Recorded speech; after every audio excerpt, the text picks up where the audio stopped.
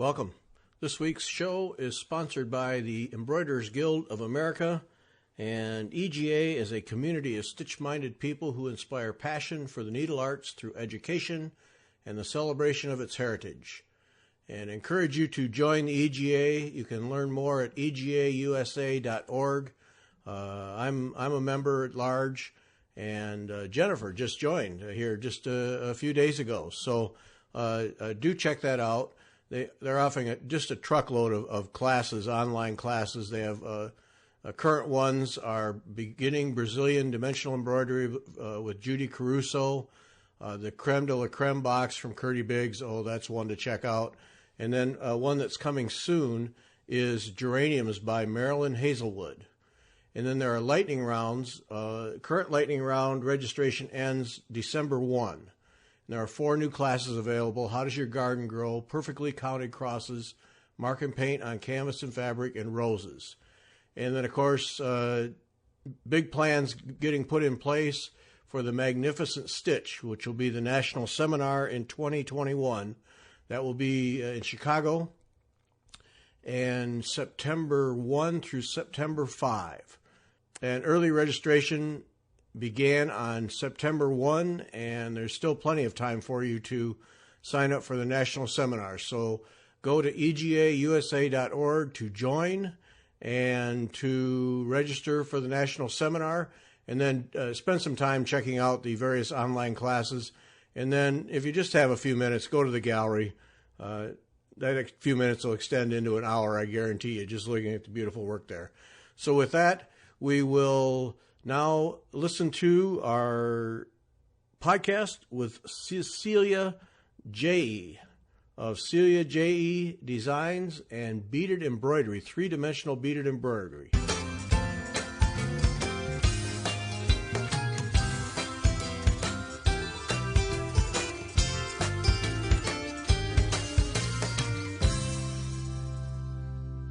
Welcome back. I'm Gary Parr, and you are listening to Fiber Talk, the twice-weekly podcast for needlework artists. And our artist this week, Cecilia Ajayi, and her business is Cecilia Ajayi. Did I get that right? Yeah, Cecilia J. Yeah. J. Well, welcome, however you say it. Welcome, Cecilia. Thank you for having me. We practiced, and I still didn't get it. Oh well. I tried. It's okay. I tried. So, all right, so we get to learn 3D bead embroidery. This is going to be fun. Yeah. I tripped across you. What was I? I was looking for, it must have been bead embroidery or something. I think I was actually looking for some instructions. And okay. you came up and it said 3D bead embroidery, and it's like, I got to know about this. Yeah, so fascinating work. So we get to learn about that.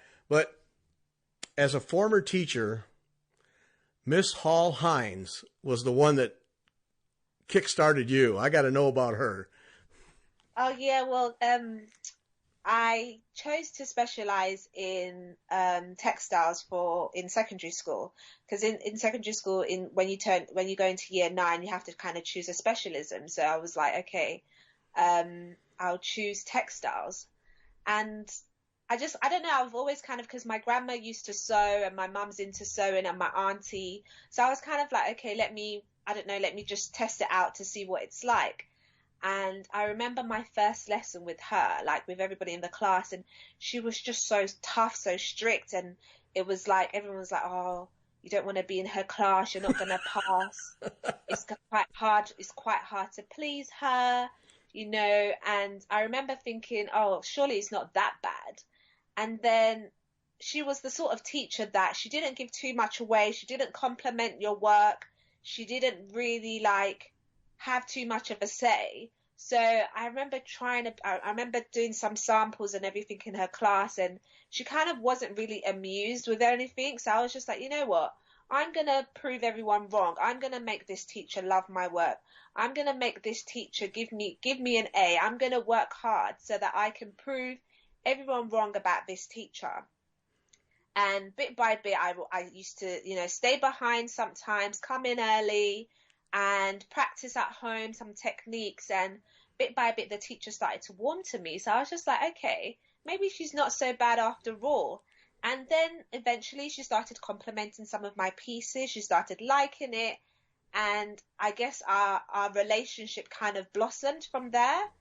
And then in the end, I left textiles GCSEs with a grade A. So I was just like, you know what, if you kind of put your mind to something and you're determined that you wanna do well in it and you wanna really go get your teeth in it, then you'll make it and you'll do well in it. And that kind of just kick-started my career. Well, not my career, my interest in textiles, because I was so determined to learn everything, to make sure to get it right in order to, prove a point. And in the end, I realized I actually do enjoy it. I actually am good at it. I actually quite like it. And that's kind of where it started off. That's really neat. It's always interesting to me because I had the second guy I worked for, Yeah. editor of a magazine, and you Yeah. described him to a T. Really strict, no fun, Yeah. grumpy, and I had that same reaction. The first article I edited, and this was back in the typewriter days, and then you turn it into him, and then he would go through and edit it, and that was with the blue pencil. Okay. And that thing came back just blue, just covered in blue, and I thought I knew what I was doing, Yeah. But he sat down, and he was a crew cut, grumpy guy, just absolutely no fun. And he sat down and he explained every single thing to me. And he was one of those guys like, okay, you made your mistakes. Don't make these again. Yeah. And I had that same reaction. All right, buddy, there's going to come a day here when I'm going to hand you a manuscript. You're going to read it and hand it back to me without a mark on it. And I did. And and then I found the human side in him, and same kind of thing like you did. Yeah. Yeah. Did you stay in touch with her? Unfortunately not. And funny enough, I always kind of mention her here and there in interviews. So I guess one day I'm gonna have to kind of like look her up or something and be like, you know what, you're the one that motivated me to and opened my eyes to textiles. So hopefully one day I get to tell her that. Yeah. Because as a former teacher, that there's nothing more rewarding than hearing from a student that you made a difference for them. And yeah. So then you had from your aunt and your mother and your grandmother, you had a background in textiles, but it really just was there, just kind of dormant till you ran into this teacher. Yeah, exactly. Like my grandma used to like do some sewing and kind of like make some of her own clothes, and I never kind of took any interest in what she was doing. I knew that she was good at sewing, but it was not until like I actually started studying, like I did textiles in GCSE, that I was like, okay, grandma, I'm doing textiles now. You know how to like sew, you know how to do these things. Why don't you like let me learn, teach me some of your techniques, teach me how to do this and that. So I remember I used to grab a pen and paper, and anytime my grandma used to make some of her clothes and stuff like that, I used to just sit down and just like learn and absorb everything she was doing. And I guess also that was a way of, I guess I bonded a lot with my grandma then. Mm-hmm. And I used to get so upset anytime I would make a mistake with the sewing machine or anything would go wrong. I used to be like, oh, grandma, I really want to get this right. I really want to get this right. I really want this teacher to like me. And I guess with more and more practice, I eventually got it. Like they say, practice makes perfect. Right, I know that's right. cliche, but that's kind of like how it sort of started. And so you really had two people in your life that made a difference for you. What is it about textiles that draws you? Is it the colors, the feel? What is it? Initially it was more so just kind of understanding how fabrics attach together, understanding the construction of clothing. It was more so that. It was not until when I kind of went to when I studied in college, when I did art and design, and I learned about cubism, I learned about art history, that I kind of started seeing textiles in a different form. And when I was in college, I also continued to study textiles there, and a lot of the projects that we was taught in college, they told you to experiment. They told you experiment with printmaking, experiment with tie-dye, experiment with hand embellishment. So that it was kind of there that I started seeing, you know what, textiles doesn't have to be a flat surface. Textiles can be 3D. And then my interest in like art history kind of like started influencing the way I kind of saw textiles. And then I started creating pieces that wasn't flat, wasn't, just a piece of fabric that will just lay flat. I was like, okay, I'm really into things that are like three-dimensional. So I started kind of using the different techniques that I was taught in college in order to create fabrics that was three-dimensional.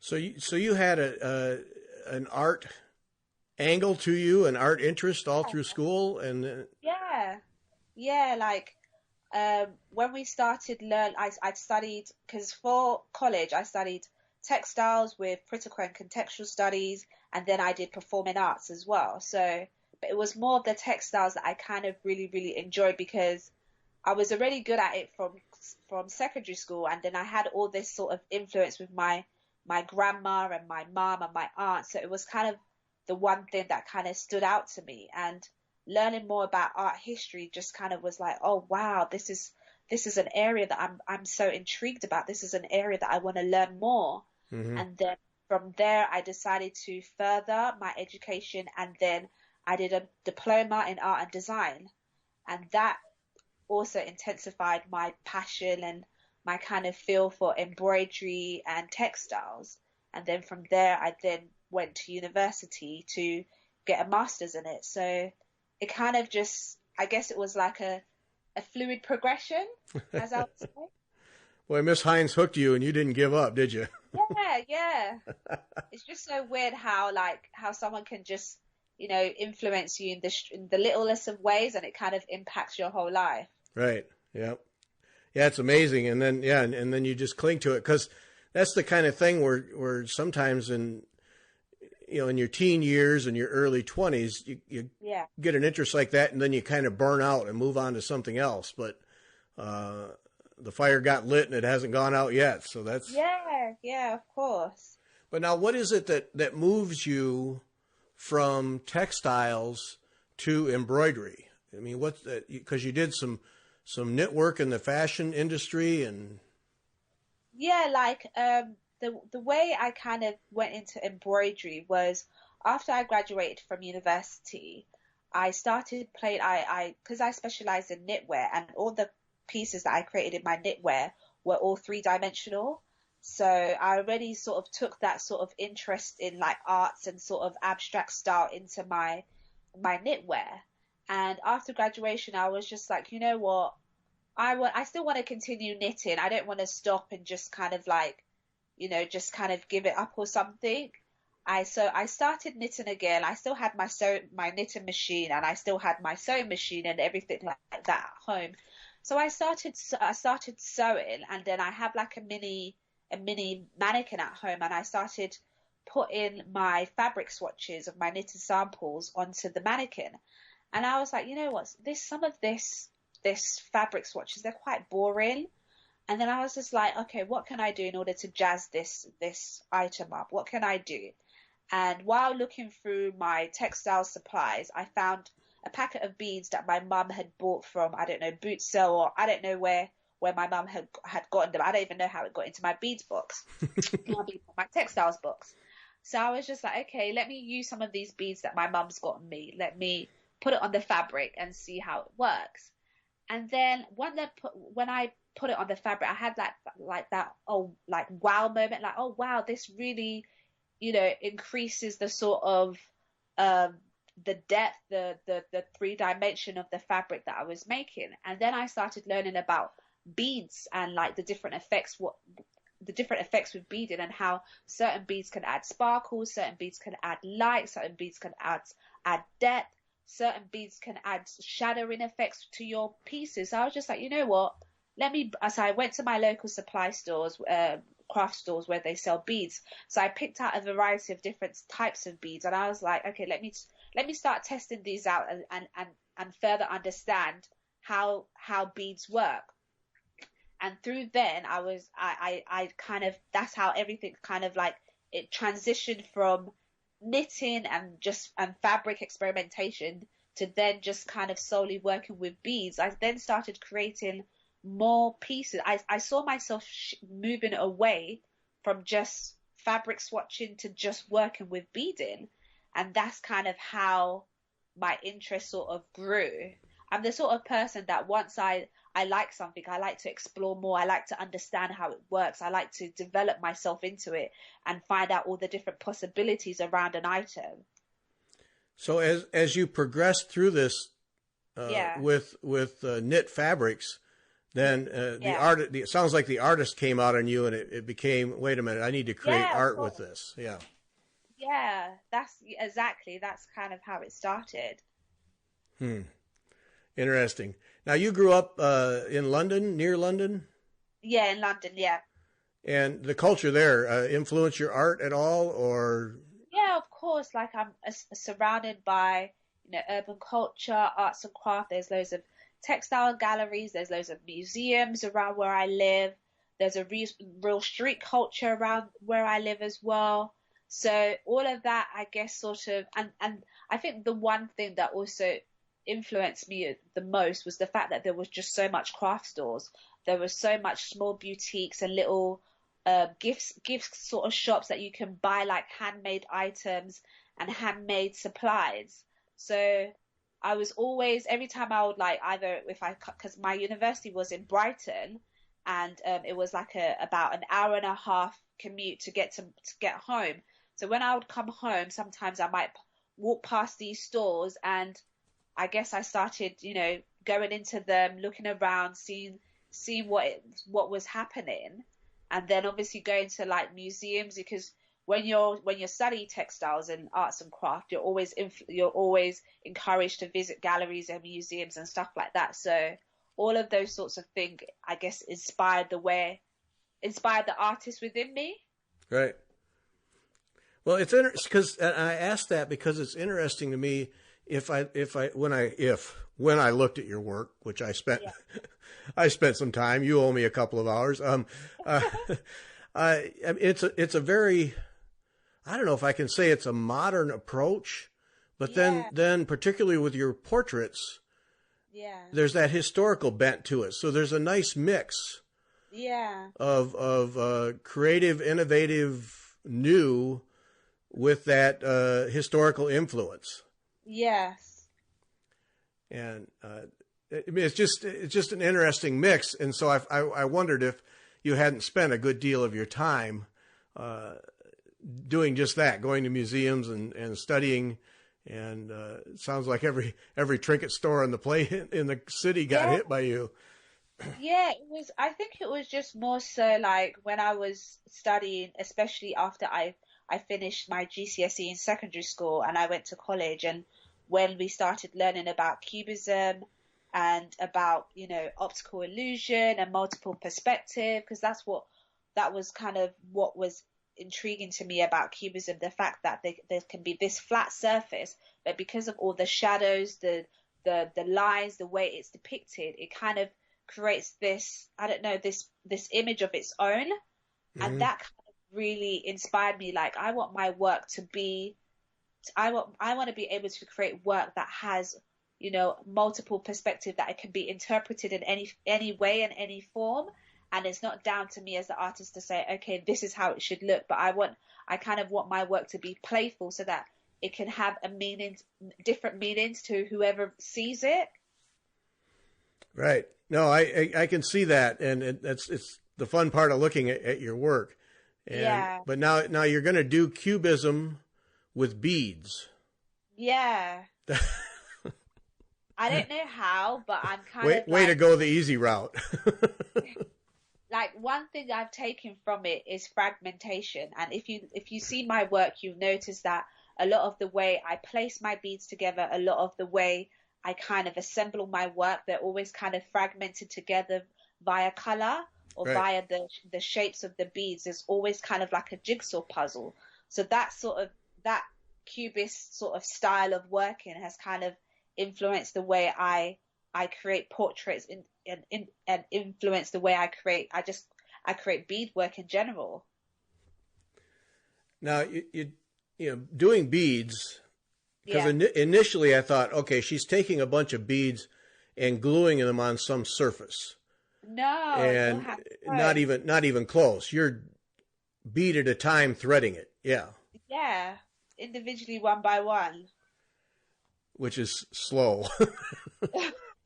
It's slow, but I guess you get when you love something, you love the process, you love the time that it takes to develop. It's not something like fast fashion that is a throwaway item, and then you kind of you fall in love with what you create because you know how much time it's taken.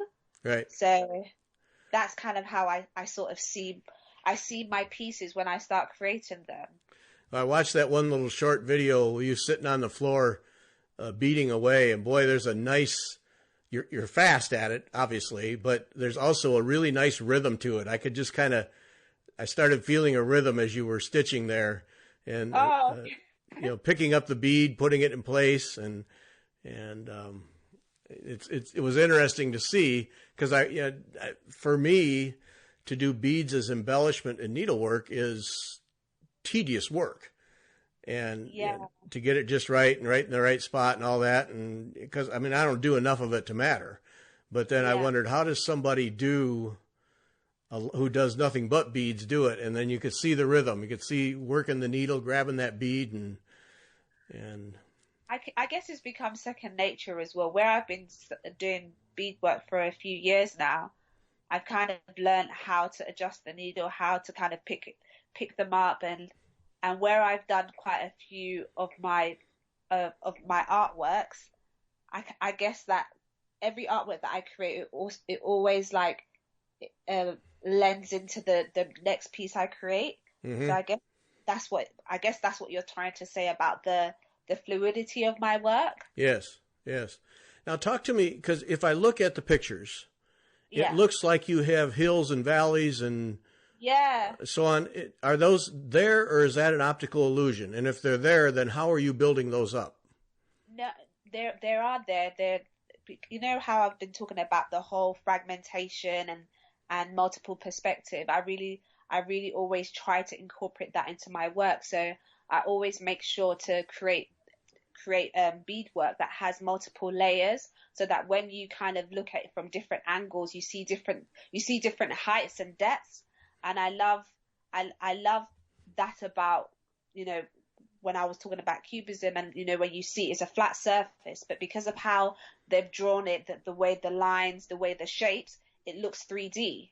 Mm-hmm. So that's the sort of effect that I always like to create with my beadwork. But your work is actually three Yeah, dimensional. yes, of course, it's actually 3D, and that's literally through layering of beads and creating depth with the types of beads that I use. Oh, so it's not some kind of padding underneath and then beads over the top. No, no, it's all beaded. Oh my. Okay, so that immediately puts in my mind the challenge. I mean, beads are basically round and smooth. Yeah. The challenge of getting those to stay where you want them to stay. That's wow. There's a technical aspect to that.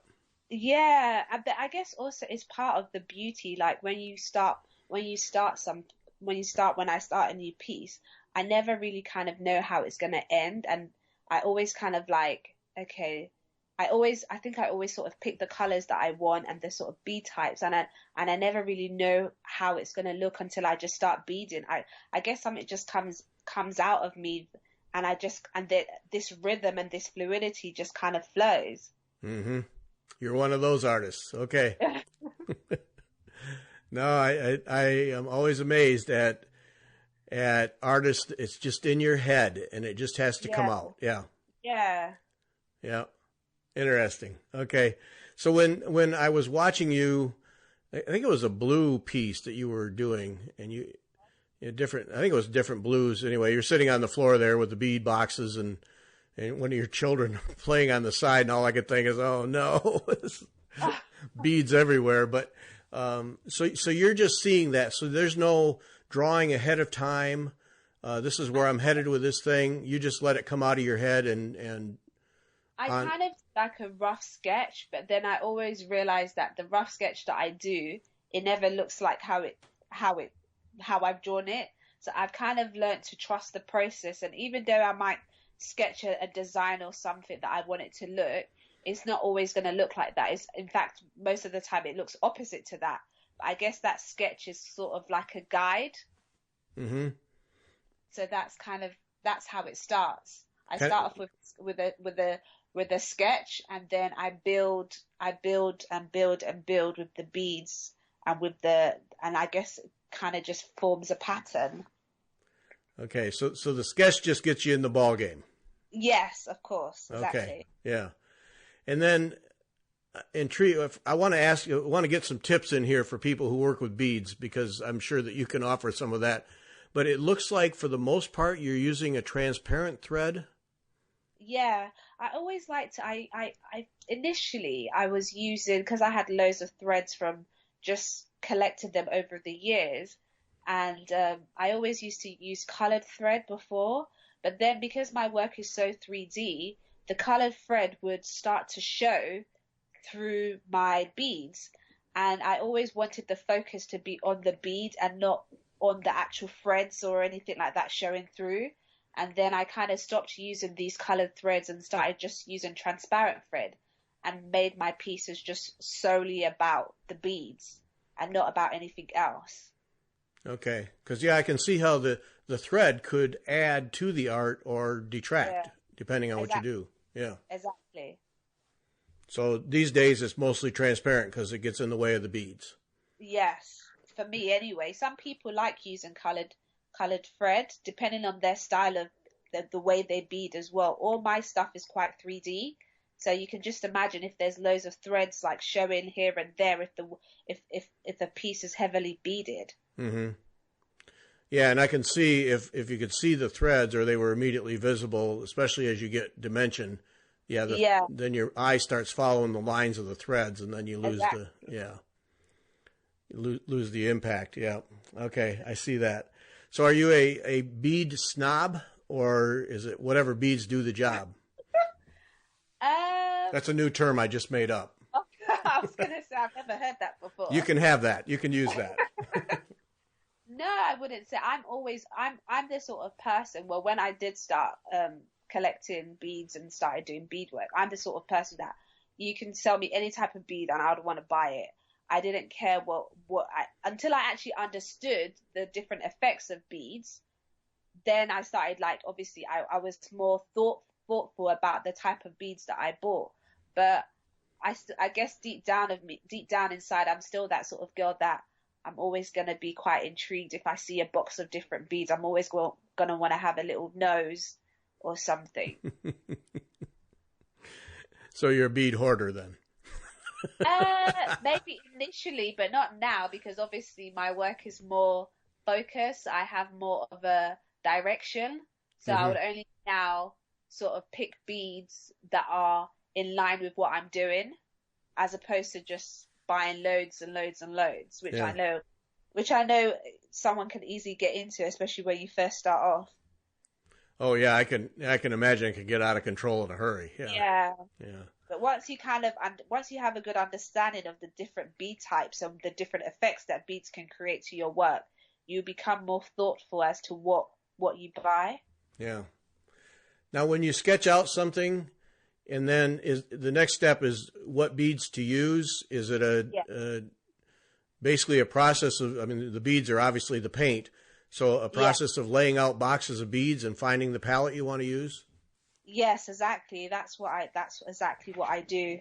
Once I sketch it out, I'll know that, okay, my work follows a pattern. There's always shade, there's always light, there's always reflection. So once I kind of have those like 4 or 5 points ticked, I then move to, okay, the colors, and then I will start looking for colors from my collection. Okay, what color inside here matches the brief for reflection? What color matches the brief for depth? What color matches the brief for light? So that way, I then once I then pick the colors according to that, and then I just start having a play with the beads on the fabric.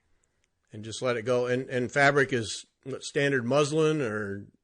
I use cotton, so I use either cotton or calico. Yeah, those are the two that I often use.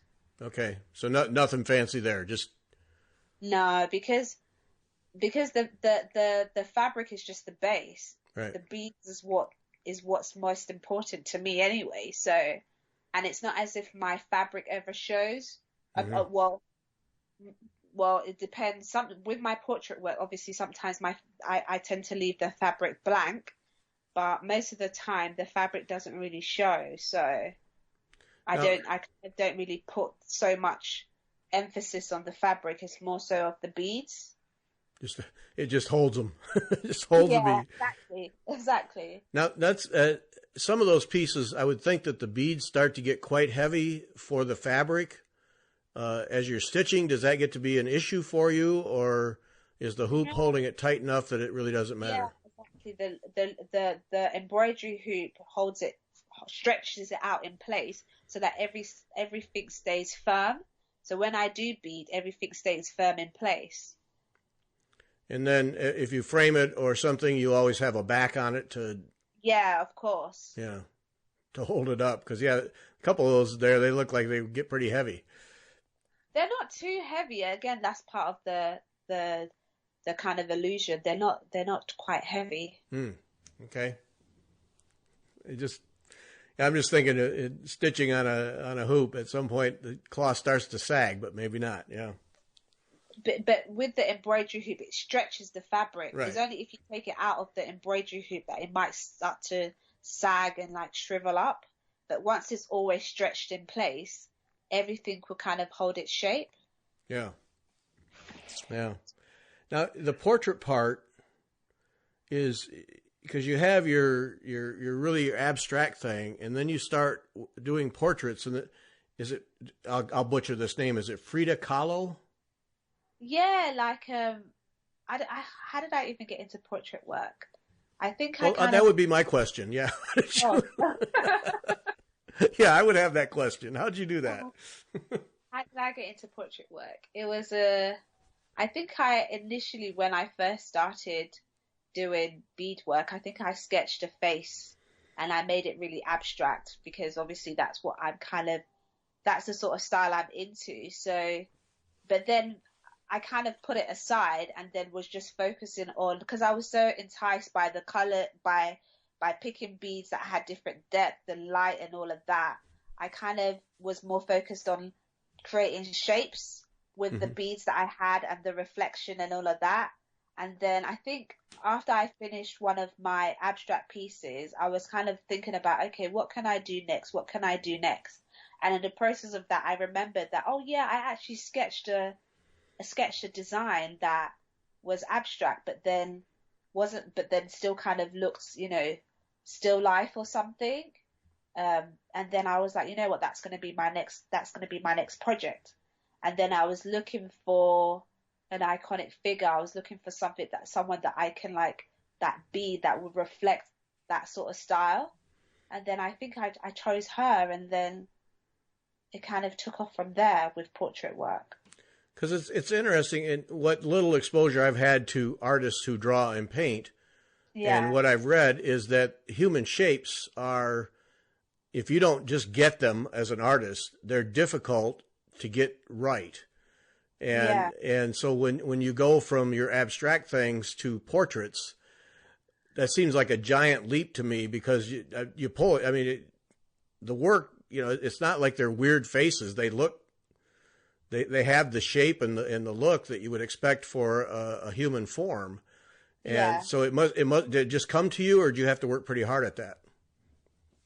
Uh, I guess all of my pieces are always experimental, so I tend to kind of I'll place some of the beads on the fabric, and if I like the way it looks, so I continue. But if I feel as if like, okay, this area looks a bit distorted too much, or this area is not really reflecting the sort of angle that I need it to be, I'll unpick it and then I'll start again till I get it right. So it's always kind of like I just experiment until I get it the way I want it to look. Mm-hmm. Okay. All right. That's trying to understand the process. fascinates me. Yeah, it really does. Yep. And unpicking. Okay, Oh, yeah. everybody hates unpicking, but unpicking beads has got to be a nightmare. Yeah, especially if it's like it's a continuous loop that I've done. But I guess it's part. It's I've learned to enjoy the process, if I could if I can say, because I know like the reward it's rewarding the outcome. So I learned to trust the process. Yep. Okay. Unpicking a string of beads, though. Jeez. I would scream things. I don't do it so much now, more so much in the beginning when I was still learning and trying to understand. Yeah. But now there's less unpicking but more beading. Okay. All right. Good. I'm glad to hear that. Glad to hear that. So let's talk about, see if we can get some tips in here for people who do beads.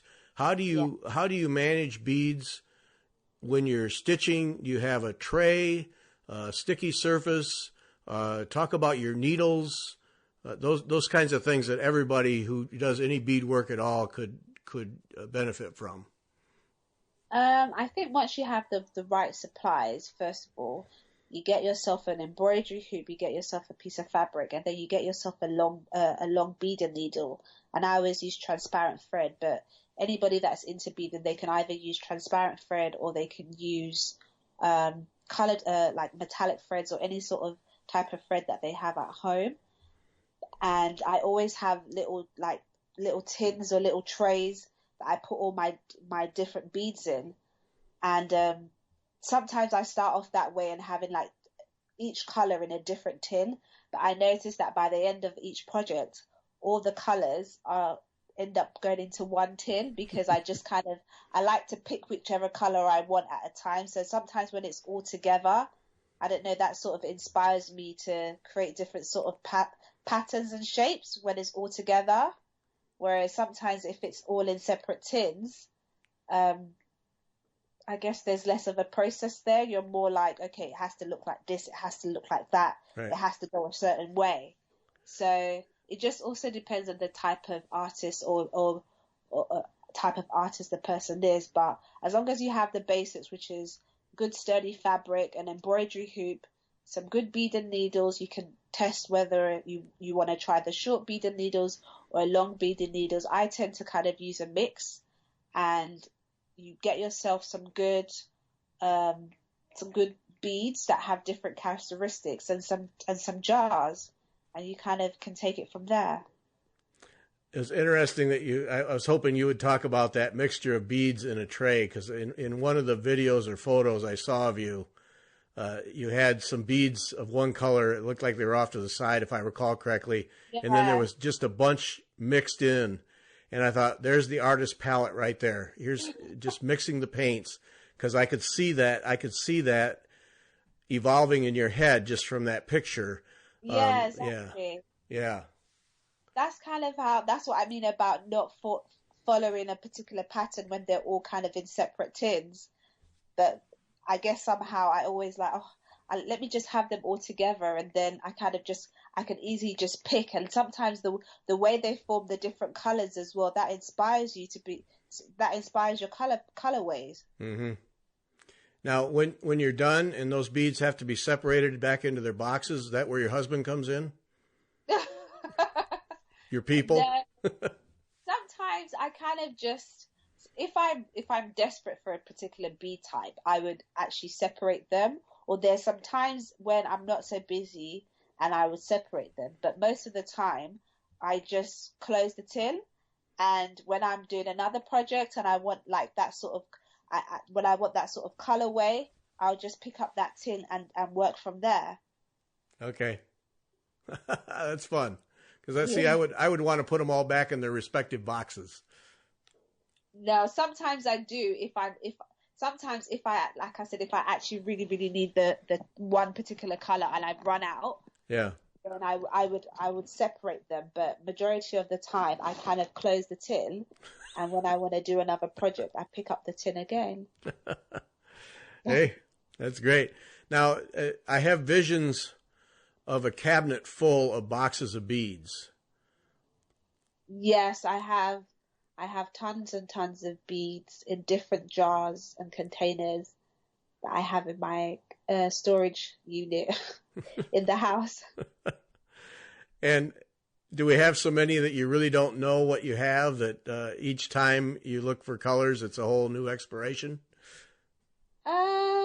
Yes and no. Sometimes I like to always take pictures of my artwork once I've created them. So I would always look back at them and be like, okay, I like this shade, or I like this texture of the bead or something. Mm-hmm. And I'll kind of like use that as a form of my next collection or my next project that I'm working on, and then I'll revisit back that bead. Yeah. So sometimes I do, and then sometimes I don't. Now, seed beads primarily, or a mixture of sizes? Yeah, I use seed beads, which obviously they're the really small ones. I use Japanese beads. I use the Toho beads. It just I've over the years I've just been just always searched for different types of beads, and I've just kind of collected them, and I always like my pieces to have a variety of bead types, so that the whoever views it or whoever buys my work can be like, okay, I've never seen that type of bead before. I didn't know this sort of bead existed. Mm-hmm. So now, see, I didn't pick up on that looking at your pieces. So if I had one of those in my hand, then I would see different shapes and sizes of beads that are also adding to the expression of the art. Yes, exactly. Oh, okay. What fun. And that you see that in your head too, huh? Yeah, I guess so. Yeah, I know. It just comes to you. You can't help it. Yeah. So when do we start the business? What says to you, all right, enough of this art. I need to, or I can make a business out of this, or I want to make a business because I want to share with others. What was the catalyst there? I set up an Instagram page, and a lot of my friends and family started following me. And initially, I was just doing it for a bit of fun, and they were like, "Oh, I should start selling my pieces." And then I started getting inquiries about other people wanting to learn beadwork and to start their own sort of bead journey. So I was like, okay, alongside my portrait work, alongside my artwork, why don't I start teaching everyone else, whoever wants to know, some of the things I've picked up along the way, some of the things I know about beads, some of the things I know about how to create different shapes with beads, the colors, the style. And I started getting more and more people inquire, and then I was just like, okay, let me start selling kits. Let me start selling my knowledge with what I've gained, and that's kind of how the business side sort of kicked in. Mm-hmm. Well, first I have to say you win the Packaging Month of the Month award, because your kit boxes are things of beauty in their own right. Wow. That's to get one of those in the mail would be a real treat. I mean, that is full metal there. That's good. I guess deep down there's that kid in me that loves the whole excitement of opening up a present, and I want my customers to have that same excitement. Just because it's fabrics or needles or beads doesn't mean it can't be presented in a way that they too would kind of see that excitement as well, Mm-hmm. or get or feel that excitement. I'm really, really excited and enthusiastic about my beads, and I remember receiving my first little, going to the shop and buying them, and I kind of want my customers to feel that way, to feel that excitement and joy. So I always love to present it in a way that they will feel as if it's a present to them and a present to them to learn. Well, it works, because I found watching at least one of the videos where you were opening one of the kit boxes, and Yeah. I caught myself leaning forward into Really? into the screen, because ooh, what's under here? Oh, look at that! And then you lift off that big piece of cotton batting or whatever it is, and there they all are.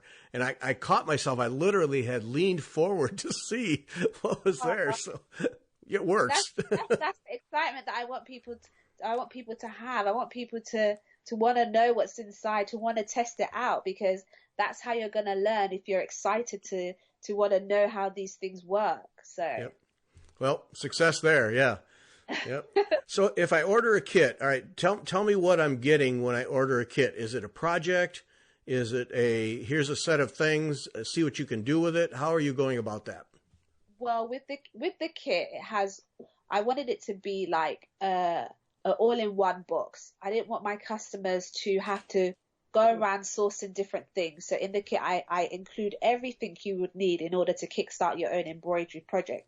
So it has the fabric. It has 2 cloths of fabrics.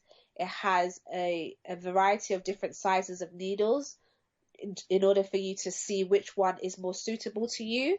It has the transparent threads that I personally use, and it also gives you metallic threads in some of the boxes in order for you to kind of to compare the different threads that you can use. And then it gives you a variety of different bead types. It gives you beads that are pearly beads. It gives you beads that are high in shine, that are metallic, that are, you know, that attract light, that are opaque. It allows you to kind of to fully understand the different types of beads that there are out there in just one little box anyway. And inside the box as well, there's a manual, and in the manual it talks about my embroidery journey, what I've learned, my different techniques that I have, how I kind of combined my art style into my beadwork, how I layer fabric, how I layer the beads together. It just gives you an insight is mainly is targeted towards people new to beading. But if you're an established beader as well and you just want to learn a different style of beading, it is also suitable for them as well. So it's just a case of someone to learn a new skill and to learn beadwork in a different way.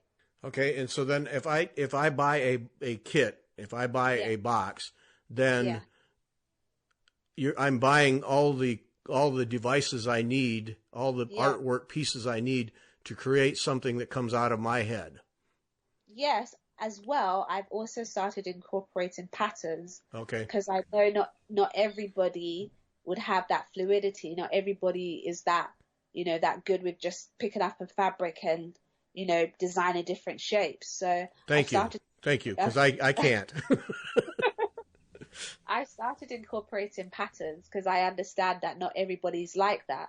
So, you know, so there's kits for people that are just fascinated to learn and experiment, and there's kits for people that are not so familiar with, you know, not so familiar with artistry, that they want a bit more direction. Mm-hmm. So there's a kit targeted towards them as well. Okay, so I get some help. Okay, because otherwise I'm lost. Otherwise, I just lay the beads out and look at them. So, so I've tried to kind of create that sort of balance between the two sort of customer types. Yeah. Okay. And then a new product coming up. Got anything new headed down the road here? Yes, I've started creating a new product. It's a new kit, and it's a bit more about my sort of like stylistic way, in the sense of I want to further unleash the inner creativity of my customers. So I'm going to be releasing a product and a new kit that has an abstract pattern, so that people also familiarize themselves with my style of work and they kind of recreate it themselves. So whereas before, some of my patterns, they were more like real life, but I've been getting loads of people asking me, oh, I want to do beading the way you do it. I want to learn beading the way you do it. I know you sell kits that are standalone, and I know you sell kits that have patterns, but I want to do it how you do it. So that sort of motivated me. Okay, I'm going to listen to what some of my customers are saying, and I'm going to create a box that gives them more about how I work. So that's sort of the next project I'm working on. Okay, that's fun. That's beyond me, I think, but I think it's fun. Yeah. Well, it's hard. For me, it is hard to, you know, I mean, I work at changing colors in needlework, but for me to take a piece and just kind of go off and do something completely different is hard for me. But Yeah. I admire people who can do that and see it in their heads. Just But not my makeup. The new kit would include a pattern, so it would include a pattern for them to test out. Okay. So even though they might not necessarily know, like, oh, I'm not too familiar with how I'm meant to do it, there's a pattern that guides them. So it's kind of like 50-50. I'm sort of pushing their inner creativity out. Okay. All right. Yeah, I don't know. I don't know if I could do that, but hopefully when you see it, you might be convinced. Hopefully when you see the outcome as well, it might convince you. Yeah. Well, and there's a freedom to that. I would think there's a real freedom once you get over that hump of wait a minute, I can just kind of just go do whatever and see how it works out. Yeah. I'm quite excited to start, and I'm excited to launch it, and I'm hoping that it's going to be received well from a lot of my customers. So when you do the new kit, then is it a supply of beads that allows me plenty of beads to experiment and play with? Yes, exactly. It has enough supplies for you to do 2 projects. So the first project that you probably do is that you'd follow the pattern and the guide that I've given you, and then the remaining supplies it allows you to kind of do your own thing and experiment with what you've learned. Oh, okay. All right. All right. Now I'm seeing the progression. Okay, good. Yeah. I can see where I might actually be successful with it. All right. So now is some kind of teaching support coming along with this? Yeah, I'm hoping. I've been getting inquiries if I do online courses, which I haven't started doing yet, but I'm hoping to progress into to doing online courses as well for those that want to further learn more. Mm-hmm. Yeah, because I would think that would be the next thing, because you could, people who are struggling a little bit, you could kind of nudge them along. Try this, see if you don't like it. Yeah, and maybe, and also I'm thinking about doing workshops where people are invited in, and they're given kits, and we just all have fun learning and experimenting. Now there's a vision. Big tables covered with beads. Yeah. Beads everywhere. Yeah, for everyone to kind of like to learn and to experiment and have fun with. Your core business, though, is still creating art for sale. Yeah, the artwork that I've been doing I'm selling my artwork as well, but then I get loads of people wanting to learn how to create the sort of artwork that I do, and they're just generally intrigued. So I'm beginning to adapt my business plan in order to incorporate the two aspects: artwork for sale, and obviously teaching and enable others to kickstart their own embroidery projects. But never giving up the art, because that's you. Yes, exactly. I've learned that I've become a teacher as well, even though I didn't intend to. So. Well, it's the world we're in, and it's your customer base. It's people want to make things, so you got to help them make them. Yeah, exactly. So, all right, so you got 2 young children. Yes. Your mother, 2 young children, husband, home, all the things that go with that. How do you find time to do this? I guess because my kids were quite young before. I've got a 2-year-old and a 1-year-old, and I used to kind of do beadwork around their naps and their playtime and stuff, and I'll try to do beadwork in the evening. So I kind of have a routine that, okay, get up in the morning, mummy head, and in between naps, beadwork, and then once they're in bed, I do my beading as well, and then obviously spend time with my husband. Yeah, 5 minutes of the day here. No. I tend to do beadwork when everyone's either asleep or whenever my husband's at work or something. So, So you're just fitting it in wherever you can. Yeah, and I've learnt to bead fast as I've kind of over the years. So I when I do bead, I make sure to bead as much as I can. I got a half-hour nap. I can bead. How many can I get in a half hour? Yep. Yeah. Do you play speed games with yourself? How many can I get in a minute and 2 minutes? And no, I think I used to sometimes just kind of like, before I used to be like, oh, let me see how much I can do while they're asleep or something. But now I guess sometimes that also spoils the fluidity of the work because yes. I want my pieces to be beautiful and not to feel rushed. Right. So I tend to kind of, I know when to not do beading that it's going to be rushed. I tend to put it down when I know I'm not in the headspace to do it. Mm-hmm. Yep. Yeah, because you'll end up just not liking it or having to throw it away or whatever. Yeah. Exactly. Yeah. Yep. Well, it's fascinating work, Cecilia. It's beautiful work. It's fascinating too. What you accomplish. Yeah. Gorgeous stuff. So people can have links to the website so people can go there, and you have a shop so they can purchase the kits. And so people can do that. They can see your artwork there, and obviously follow you on Instagram and see all of your work. So that's good. Yep. Yeah. And every now and then we catch a glimpse of one of your children, so that's a good thing too. Yeah. They tend to show up. I know, here and there. Yep. That's how they are when I'm doing beading. When I think, oh, they're occupied or something, you just see one of them pop behind me or something like that. And I always love to just capture those moments here and there. Yep. Well, the colors. I mean, kids and colors. Yeah. Yeah, they're always enticed by the colors. Yep, that's right. Cecilia, thank you so much. Really enjoyed it. Thank you, Gary. Thank you so much for having me. All right. Thanks to everyone for listening.